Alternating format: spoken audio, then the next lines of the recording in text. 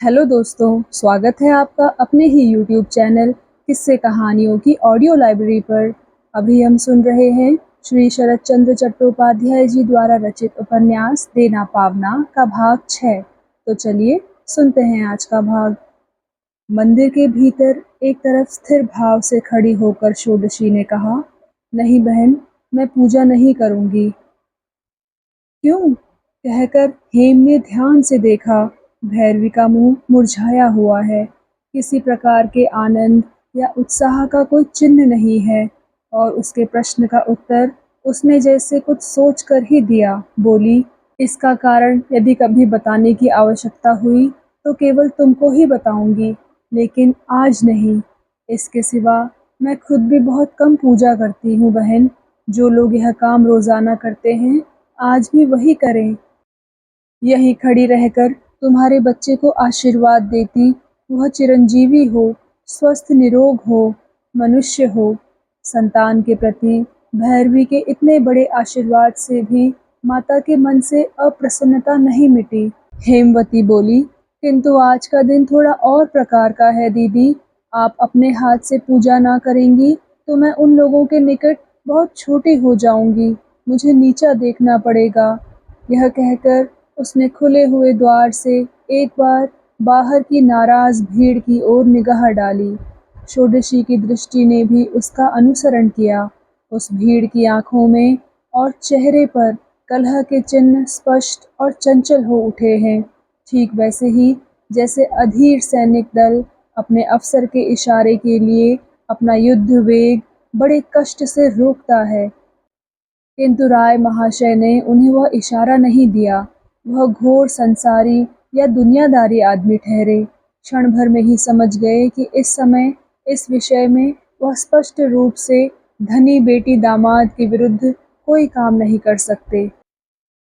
थोड़ी ही देर में उनकी लाल लाल आंखें नीचे झुक गई और किसी से एक शब्द भी ना कहकर वह उठे और धीरे धीरे मंदिर के आंगन से चले गए। दो चार नौकर व्यक्तियों या मुसाहबों के सिवा कोई उनके साथ नहीं गया। वृद्ध शिरोमणि महाशय रह गए, यह जानने के लिए कि अंत तक मामला क्या रूप धारण करता है। और भी अनेक लोग ठहर गए। हेम ने विनती करके कहा, माता भैरवी का आशीर्वाद हम माँ बेटे ने सिर्फ आंखों पर धारण किया, किंतु उस आशीर्वाद को मैं आप ही के हाथों से पक्का कर लेना चाहती हूँ दीदी। अच्छा, मैं अपेक्षा कर सकूंगी पूजा आज बंद रहे। जिस दिन आप आदेश करेंगी उसी दिन यह आयोजन फिर किया जाएगा। षोडशी ने सिर हिलाकर कहा, वह सुविधा अब फिर होगी या नहीं, यह बात तो आज निश्चित रूप से बता नहीं सकती बहन। हेमवती ने विस्मय से प्रश्न किया, तो क्या फिर आप माता चंडी की भैरवी नहीं रहेंगी? षोडशी ने केवल यही कहा, आज भी तो वही हूँ।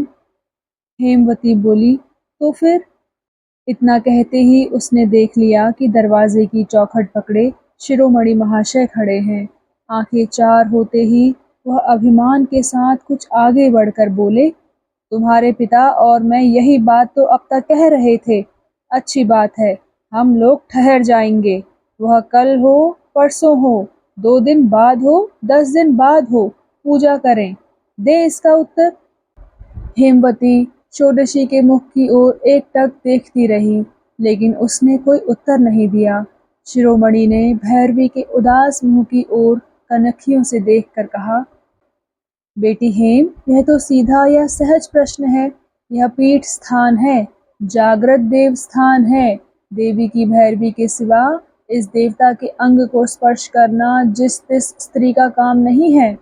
कलेजे का जोर हो तो रहे यह माता की भैरवी, हम लोगों को आपत्ति नहीं है, किंतु हम जानते हैं अब इनके लिए यह काम आसान नहीं है। इशारा इतना स्पष्ट था कि लज्जा से हेम तक का सिर झुक गया। षोडशी ने आप ही क्षण भर चुप रहकर अचानक अपने आप को धक्का मारकर जैसे पूर्ण सचेत कर लिया। उसने शिरोमणि को कुछ उत्तर नहीं दिया, किंतु बूढ़े पुजारी को अचानक एक डांट बताने के समान वह तेज आवाज से कह उठी, पुजारी जी, तुम इधर उधर किस लिए कर रहे हो? आज्ञा देती हूँ कि देवी की पूजा यथाविधि करके तुम अपना हिस्सा ले लेना और शेष मंदिर के भंडार में बंद करके चाबी मेरे पास भेज देना। फिर हेम की ओर देखकर कहा, बहुत तैयारी तुमने की है, यह सब नष्ट करना उचित न होगा बहन। मैं आशीर्वाद दिए जाती हूँ, इसी से तुम्हारे बालक का कल्याण होगा। मेरी अपनी पूजा आदि अभी तक नहीं हुई, अब मैं चलती हूँ, यदि समय मिला तो फिर आऊँगी। और तर्क न करके वह बाहर चली गई। कई क्षण तक किसी के मुंह से कोई शब्द नहीं निकला, किंतु उसके बाद ही अपमान और अवहेलना से वृद्ध शिरोमणि अंकुश की चोट खाए हुए पशु के समान पागल हो उठे। उनका मर्यादा बोध और कपट गांभीर्य न जाने कहाँ अंतर्धान हो गया। दृष्टि से ओझल हुई षोडशी के लिए एक अभद्र इशारा करके वह चिल्ला उठे, अब मंदिर में घुसने पर गर्दनिया खाना होगा, यह जान ले। नष्ट भ्रष्ट स्त्री कहीं की, सोचा होगा गांव में आदमी नहीं है। आज भी जनार्दन राय जीते हैं, आज भी सर्वेश्वर शिरोमणि मरा नहीं, यह जान ले।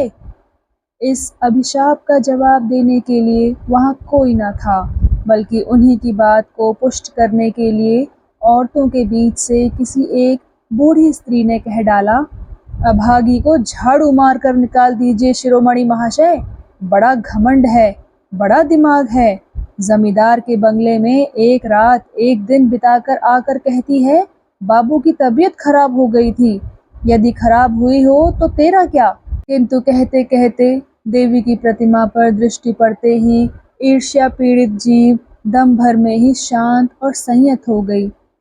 उसने तुरंत अपने दोनों कानों में दोनों हाथ लगाकर कंठ स्वर को अत्यंत मधुर और कोमल करके कहना शुरू किया, माता की भैरवी है, निंदा करने से महापाप होगा। निंदा मैं नहीं करती, लेकिन इसी से क्या इतना स्वेच्छाचार अच्छा है। साहब भला आदमी था, इसी से छोड़ दिया, नहीं तो झूठ बोलने के अपराध में बाप के ही हाथों में हथकड़ी ना पड़ जाती। किंतु उपस्थित किसी व्यक्ति ने इसमें साथ नहीं दिया। षोडशी चाहे जो करे, वह चंडी माता की भैरवी है, यह सत्य अचानक सामने न आ जाता तो जान पड़ता है बुरी बातों का बहाव उस समय इस तरह न रुकता। किंतु इससे क्या होता, शिरोमणि महाशय का क्रोध कम नहीं हुआ। वह फिर कुछ कहना चाहते थे कि हेमवती ने मलिन मुख उठाकर धीरे धीरे कहा, ये सब बातें इस समय रहने दीजिए शिरोमणि ताऊ, कुछ जल्दी तो है नहीं, मेरे बच्चे की पूजा होने दीजिए। वही हो कहकर शिरोमणि अपनी खीज और क्रोध उस समय दबाकर चले गए और हेम पास ही एक और निर्जीव की तरह चुपचाप बैठ गई। इस लज्जाजनक और अत्यंत अप्रिय आलोचना को उसने इस प्रकार बंद अवश्य कर दिया। पुरोहित ने भी आडंबर के साथ देवी पूजा कर दी, किंतु हेम ने उत्साह और आनंद अनुभव नहीं किया। अपने पिता तथा अन्य लोगों के दुर्व्यवहार और विशेषकर इस वृद्ध ब्राह्मण की निंदनीय नीचता से उसे जैसे अरुचि पैदा हुई, वैसे ही षोडशी के इस अनोखे कार्य से भी उसका मन एक ग्लानि और अज्ञात संशय की वेदना से भर गया। पुरोहित का काम मशीन के समान बिना रुके चलता रहा। उसके पुत्र के कल्याण के लिए किए जाने वाले शुभ कार्य में कहीं कोई विघ्न नहीं पड़ा, किंतु षोडशी फिर लौट कर नहीं आई। दासी की गोद में लड़के को देकर हेम जब लौटी, उस वक्त दिन का तीसरा पहर हो रहा था। आकर उसने देखा उसके पिता अथवा शिरोमणि महाशय किसी ने भी इतना समय आलस्य में नहीं गंवाया है। बाहर की बैठक में शोर हो रहा था। देखकर सहज ही समझ में आ गया कि एक साथ अनेक वक्ता अपना अपना मंतव्य प्रकट करने का प्रयास कर रहे हैं।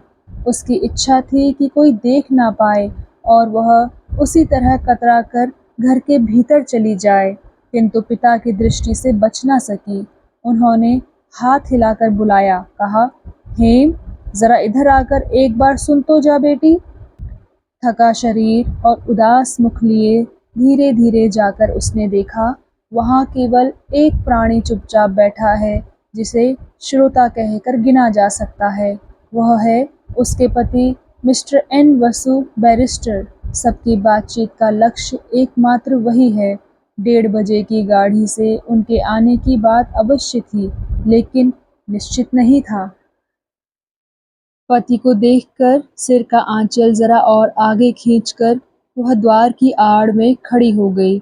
उसके पिता ने सस्नेह उल्लास के स्वर में कहा, तब तो समझे बूझे बिना हम लोगों की बातों से एकाएक चिढ़ गई थी तू बेटी, लेकिन अब तो अपने कानों से ही सब सुन लिया। मामला समझने में तो कुछ शेष नहीं। अब तुम ही बताओ बेटी, ऐसी स्त्री को क्या देवता के स्थान में रखा जा सकता है? यह तो लड़कों का खेल है नहीं। हेमवती ने बहुत धीमे स्वर में जवाब दिया, आप लोग जो अच्छा समझे करें। पिता हंस दिए, बोले, करूँगा क्यों नहीं बेटी, करने ही तो गया था। निर्मल आ गया, अच्छा ही हुआ। यदि कोई मामला मुकदमा चला तो इनका बल मिलेगा। जान पड़ता है उन्होंने दूसरी ओर से जमींदार की सहायता की आशंका ही की थी, किंतु शिरोमणि बेकार ही गर्म हो उठे और जोर से चिल्लाकर बोले, गर्दन पकड़कर बाहर कर दूंगा। उसकी ओर नालिश फरियाद क्या है जनार्दन? जमाई बाबू जब मौजूद हैं तब वही इसका विचार और निर्णय कर दें। वही हमारे जज हैं, वही हमारे मजिस्ट्रेट। हम और किसी जज को नहीं मानते। क्या कहते हो जी योगेन भाई? तुम्हारी क्या राय है मित्तिर भैया? यह कहकर उन्होंने कई आदमियों की ओर हंसते हुए देखा और सहसा वह भी कुछ हंस पड़े। इस जगह योगेन भाई और मित्तिर भैया की सम्मति लेने का तात्पर्य ठीक समझ में नहीं आया, किंतु यह समझ में आ गया कि बड़े आदमी और दानशील जमाई बाबू विचार करें या ना करें, भविष्य में उनका अनुग्रह पाने का रास्ता शिरोमणि महाशय ने अपने लिए कुछ आसान कर लिया है। जमाई बाबू का सिर से लेकर जूते की सुख तला तक सभी कुछ निष्कलंक साहबों का सा था। अतएव इसके उत्तर में मीठी हंसी हंसकर उन्होंने जो उत्तर दिया वह भी बिल्कुल साहबी था। बोले, इन सब महंतों महंतानियों की करतूतें सभी जानते हैं। ये जैसे असाधु हैं वैसे ही असच्चरित्र। ऐसा कोई काम नहीं जिसे ये कर ना सकें। किसी भी कारण से इन्हें आश्रय देना उचित नहीं, किंतु आप लोगों की भैरवी ने क्या किया है क्या नहीं, यह भी निश्चित रूप से जान लेना चाहिए। शिरोमणि कह उठे, बेटा निर्मल, जानने को अब कुछ शेष नहीं है। क्या कहती हो बेटी? अब भी क्या तुमको संदेह है? इसके सिवा उसकी माँ, वही तो एक बड़ी बात है। यह कहकर उन्होंने हेमवती की ओर विशेष रूप से कटाक्ष किया। हेमवती सिर झुकाए मौन ही रही। उसकी इस सलज्ज चुप्पी से सबने यही अनुभव किया कि वह भैरवी के विरुद्ध खुले आरोप लगाने में लज्जा और संकोच कर रही है, लेकिन उसके संबंध में अच्छा कहने को भी उसके पास कुछ नहीं है। जनार्दन राय ने कन्या को संबोधित करके कहा, बेटी, सारे दिन उपवास करके तुम्हारा मुंह सूख गया है। जाओ, तुम घर के भीतर जाओ। भैरवी को बुलाने के लिए आदमी भेजा गया है। यदि आई तो तुमको सूचना दूंगा। हेम चली जा रही थी। इसी समय जो आदमी षोडशी को बुलाने गया था, उसने लौटकर जो कुछ बतलाया उसका सारांश यह है कि भैरवी ने अपने आसामी दिगंबर और विपिन के द्वारा ताला तुड़वाकर सब घरों पर कब्जा कर लिया है, बल्कि वह राय महाशय की आज्ञा की परवाह न करके यहाँ आने के लिए भी सहमत नहीं हुई। अंत में केवल फकीर साहब के कहने से आना मंजूर किया है। जान पड़ता है 10-15 मिनट के भीतर ही आ सकती है। जान पड़ता है आ सकती है? अच्छा। जलते हुए अंगार पर घी की आहुति पड़ गई।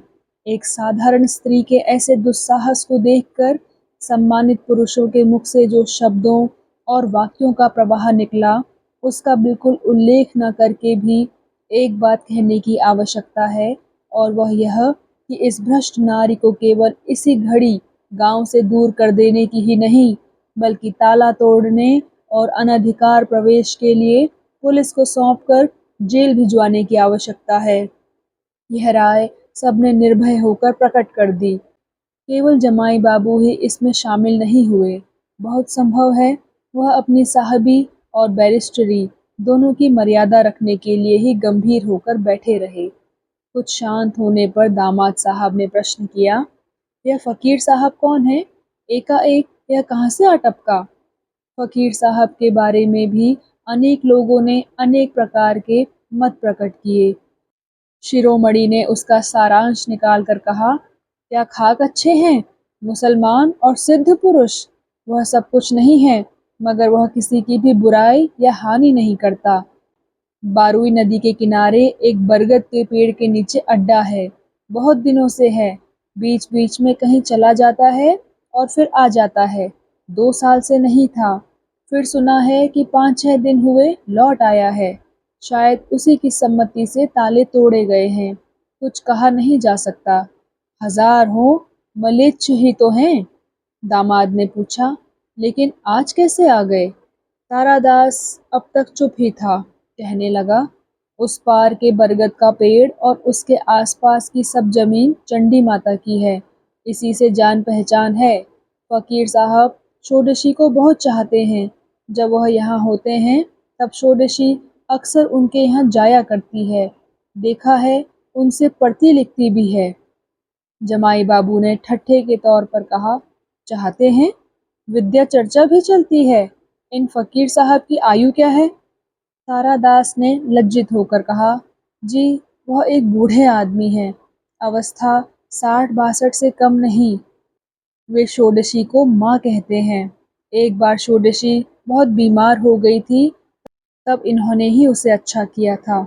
साहब बोले, ओह, यह बात है। उधर भी साधु फकीर हैं, इधर भी डाकिनी योगिनी, इन सब भैरव भैरवियों के दल को। किंतु बात पूरी नहीं कर पाए। एकाएक पत्नी के चेहरे के एक भाग पर निगाह पड़ जाने से वह अत्यंत बेहुदी बात उसी जगह रुक गई और किसी ने इसमें अपनी बात नहीं जोड़ी। केवल चोट खाए हुए शिरोमणि महाशय शांत नहीं हुए। अपराध का शेष अंश अभिमान के साथ पूरा करते हुए कह उठे, 100 बार बेटा, 100 बार। ये सब पाखंडी साले साली जैसे नष्ट वैसे भ्रष्ट हैं। उन्होंने इतना कहकर अपने दाएं बाएं नजर डालकर जान पड़ता है कम से कम योगेन भाई और मित्तिर भैया के सिर हिलाने की आशा की। किंतु अब की बार वे भी चुप रहे और द्वार की आड़ में खड़ी हुई हेमवती का सूखा हुआ मुंह एक क्षण के लिए एकदम लाल हो उठा। ठीक इसी समय भैरवी को साथ लेकर उस भंड मुसलमान फकीर ने धीरे धीरे पैर रखते हुए प्रवेश किया। किसी को भी इसमें संशय नहीं रहा कि शिरोमणि के चीख कर कहे हुए शब्द उन्होंने सुन लिए हैं। जब दोनों पास ही सामने आकर खड़े हो गए, तब किसी के भी मुंह से सहसा कोई बात नहीं निकली। बैठने को कहने का साधारण शिष्टाचार भी नहीं।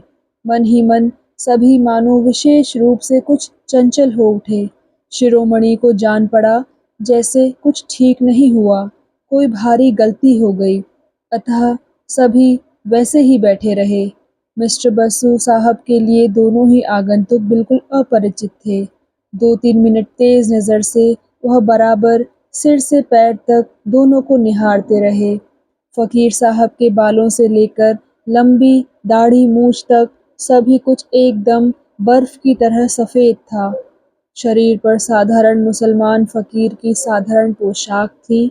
आमतौर से जो देखा जाता है उससे अधिक कुछ नहीं, जबकि जान पड़ता है इस बलवान लंबी देह के ऊपर यह सब जैसे अपनी साधारणता को बहुत लांघ गया है।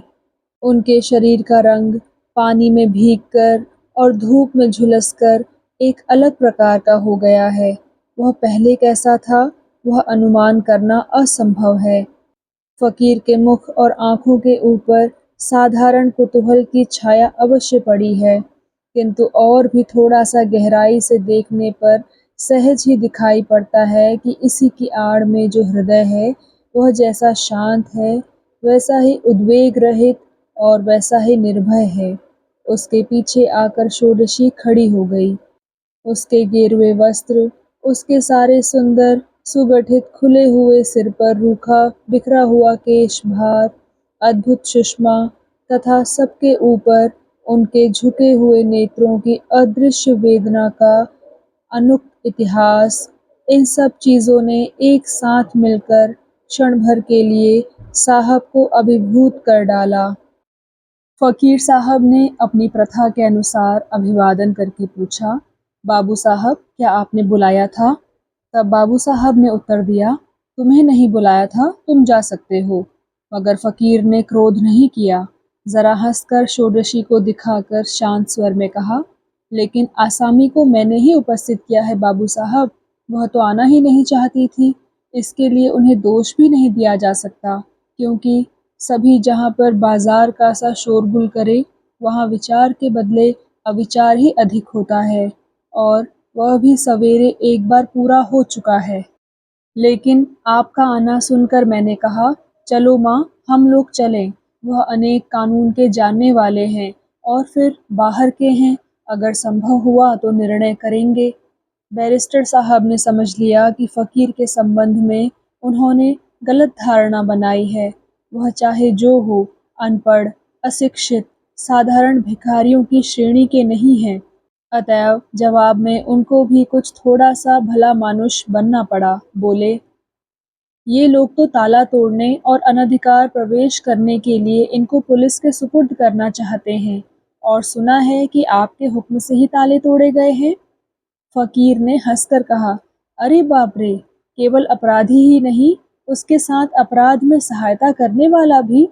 लेकिन बाबू साहब, मैंने सिर्फ ताला तोड़ने की ही सलाह दी है, कानून तोड़ने का परामर्श नहीं दिया। वह घर देवोत्तर है और माँ भैरवी ही उसकी अभिभाविका है। तारादास यदि खामख्वाह ताले बंद ना करते तो अच्छे अच्छे ताले इस प्रकार तोड़कर नष्ट न करने पड़ते। फिर तारादास की ओर देखकर कहा, तारादास, यह सलाह तुमको किसने दी बाबा? लेकिन जिसने भी दी हो, अच्छी सलाह नहीं दी। तारादास इसका उत्तर नहीं दे सका, और अन्य किसी को भी जब कोई बात ना सूझ पड़ी, सब चुप ही रहे। तब शिरोमणि ने आडंबर के साथ अपने स्थान से उठकर कहा, उसे भैरवी किसने बनाया है जानते हो फ़कीर साहब? इसी तारादास ने। अब वह यदि उसे ना रखना चाहे तो यह उसकी इच्छा की बात है, यही मेरा मत है। फ़कीर साहब ने कहा, शिरोमणि महाशय, यह सच है कि मत भी आपका है और इच्छा भी तारादास की है, लेकिन कठिनाई यह है कि जायदाद दूसरे आदमी की है, और वही दूसरा आदमी इन दोनों में से किसी से भी सहमत नहीं है। बताइए, क्या करिएगा? उनके उत्तर और कहने के ढंग से बैरिस्टर साहब हंस पड़े और बोले, इन लोगों की नालिश यह है कि वर्तमान भैरवी ने जो अपराध किया है, उससे उन्हें देवी की सेवायत होने का अधिकार बिल्कुल नहीं रहा। वह इसकी कुछ सफाई दे सकती हैं क्या? यह कहकर उन्होंने षोडशी के झुके हुए मुख की ओर एक बार कनखियों से देख लिया। फ़कीर साहब ने कहा, उन्हें आसामी के रूप से ही आप लोगों के सामने खड़ा किया गया है। उस पर फिर अपराध को प्रमाणित करने का बोझ ढोने का भी उनसे अनुरोध करूं? इतना बड़ा जुल्म तो मुझसे ना हो सकेगा बाबू साहब। बैरिस्टर साहब मन ही मन लज्जित होकर चुप रहे, किंतु शिरोमणि ने तीखी आवाज में प्रश्न किया, जमींदार जीवानंद चौधरी ने जो भैरवी को प्यादा भेज कर बुलवाया था और रात भर अपने पास रोके रखा था, सो तो हम सभी जानते हैं। फिर क्यों उसने सवेरे मजिस्ट्रेट साहब के आगे झूठा बयान दिया कि वह अपनी इच्छा से वहां गई थी और जमींदार बीमार हो गया था, इसलिए सारी रात अपनी इच्छा से वहां रही? वह यदि निष्पाप है तो इस बात का उत्तर दे। फकीर साहब ने उत्तर दिया, जमींदार के अनाचार और अत्याचार से उत्तेजित होकर क्रोध में यह स्वयं ही गई थी। यह बात तो झूठ नहीं है शिरोमणि महाशय। और वह जो अचानक बहुत अधिक अस्वस्थ हो गए थे, यह घटना भी सच है। जनार्दन राय अब तक चुपचाप वाद विवाद सुन रहे थे। अब वह सहन न कर सके, बोल उठे, यदि यह सच है फकीर साहब, तो अपने बाप के विरुद्ध खड़े होकर उस अत्याचारी बदमाश को बचाने का क्या कारण था? वह बीमार हो गए थे तो इसको क्या पड़ी थी? बीमारी में सेवा करने के लिए तो बीज गांव का जमींदार पालकी भेज कर ले नहीं गया था। बहरहाल हम उसे अब नहीं रखेंगे। हम भीतर का रहस्य जानते हैं। इसके सिवा उसके पास यदि कुछ कहने को है तो उसको कहने दीजिए। आप मुसलमान हैं, विदेशी। आपको हिंदू धर्म के मामले में बीच में पड़ने की आवश्यकता नहीं। उनकी बातों की कटुता और चुभन कुछ देर तक जैसे उस बैठक खाने भर में गूंजने लगी। बैरिस्टर साहब स्वयं भी जाने कैसे एक प्रकार से अशांत हो उठे और भैरवी के शांत हृदय में भी कोई उत्तर बाहर निकलने के लिए बार-बार जोर मारने लगा। षोडशी के चेहरे पर इसी के चिन्ह फ़कीर साहब ने पल भर में अनुभव कर लिए और वह केवल थोड़ा-सा मुस्कुराए। फिर जनार्दन राय को लक्ष्य करके हंसते हुए बोले, राय साहब, बात बहुत दिनों की है, आपको शायद याद नहीं है। मंदिर के दक्षिण में जो बूढ़ा नीम का पेड़ है, उसी के नीचे जब मैं रहता था, षोडशी तब जरा सी बच्ची थी। तभी से मैं उसे माँ कहकर पुकारता हूँ। मुसलमान होकर भी जो गलती कर डाली है, उसके लिए आज मुझे क्षमा करना होगा।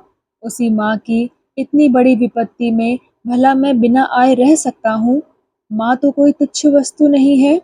यह ना होता तो आज ही सवेरे जब आपने उसी के मुँह से उसकी माँ की लज्जा की कहानी कहलवानी चाही थी, तब उस अपनी बेटी की डांट खाकर आप इस प्रकार विह्वल और व्याकुल न हो पड़ते।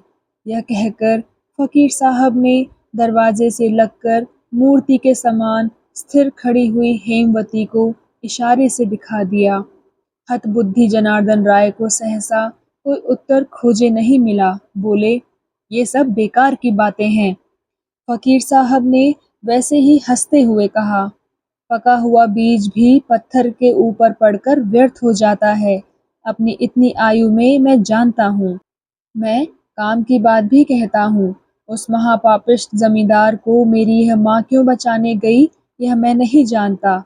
पूछकर भी उत्तर नहीं पाया। मुझे विश्वास है कि इसका कारण था। आप लोगों का विश्वास है कि वह कारण बुरा है। यहाँ पर मातंगिनी भैरवी की बात उठा सकता था, लेकिन एक का भला करने के लिए भी अन्य की निंदा करने का हम लोगों के धर्म में निषेध है।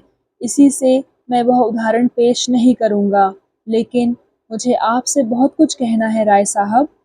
यह झगड़ा यदि तारादास के ही साथ होता तो मैं शायद बीच में पड़ने न आता, लेकिन आप लोग, खासकर आप स्वयं, कमर बांधकर षोडशी के विरुद्ध किस लिए खड़े हुए हैं सुनूं तो?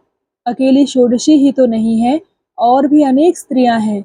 गांव की छाती के ऊपर बैठकर वह आदमी एक के बाद एक रातों को लोगों का मन और धन लूट रहा था। तब कहाँ थे शिरोमणि और कहाँ थे जनार्दन राय? वह जब गरीबों का सर्वस्व शोषण करके 5,000 रुपए वसूल कर ले गया, तब आपने उनका कितना हृदय का रक्त, उनकी जमीन जमा, घर-बार गिरवी रखकर छुड़ाया है जरा सुनूं? किंतु रहने दीजिए राय साहब। वह जब गरीबों का सर्वस्व वह जब गरीबों का सर्वस्व शोषण करके 5,000 रुपए वसूल कर ले गया, तब आपने उनका कितना हृदय का रक्त, उनकी जमीन जमा, घर-बार गिरवी रखकर छुड़ाया है जरा सुनूं? किंतु रहने दीजिए राय महाशय। आपकी लड़की और दामाद यहाँ खड़े हैं। उनकी आंखों के सामने आपके पापों का भंडाफोड़ और नहीं करूँगा। इतना कहकर वह मुसलमान फकीर मौन रहा, किंतु उसके उक्त आरोप का अंतिम वाक्य जैसे समाप्त नहीं हुआ, गूंजता ही रहा। किसी के मुंह से कोई शब्द नहीं निकला। सारा बैठक खाना स्तब्ध हो गया। केवल एक तीव्र कंठ की झनकार जैसे बार-बार चारों ओर की दीवारों से टकराकर धिक-धिक करने लगी। केवल एक तीव्र कंठ की झनकार जैसे चारों ओर की दीवारों से टकरा-टकरा कर धिक-धिक करने लगी। हेमवती ने किसी की ओर दृष्टि नहीं डाली, चुपचाप सिर नीचा किए अन्यत्र चली गई। चुपचाप सिर नीचा किए अन्यत्र चली गई और बैरिस्टर उसी जगह अपनी कुर्सी पर मौन होकर बैठे रहे। चलो माँ, हम लोग चलें, कहकर फकीर साहब षोडशी को साथ लेकर चल दिए।